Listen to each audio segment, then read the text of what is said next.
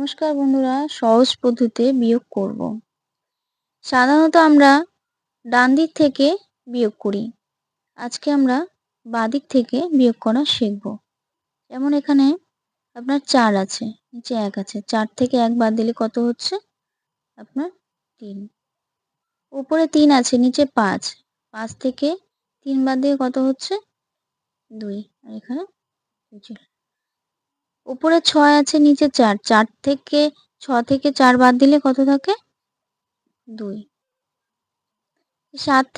৭ আছে উপরে, নিচে ৮। আপনার ৮ থেকে ৭ বাদ দিলে কত থাকে? ১। এখানে আপনার কত হলো? ৩২। এখান থেকে আমি ২ বাদ দিলাম, উপরে ২ বার। কত হলো? ২৮। আর এখানে আপনার কত আছে? ২১।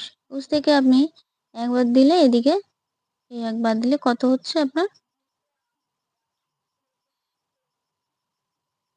১৯। আপনার সঠিক উত্তর বেরিয়ে গেল। আশা করি আপনাদের বুঝতে অসুবিধা হয়নি। যদি হয়ে থাকে আপনারা অবশ্যই কমেন্ট করে জানাবেন। আচ্ছা।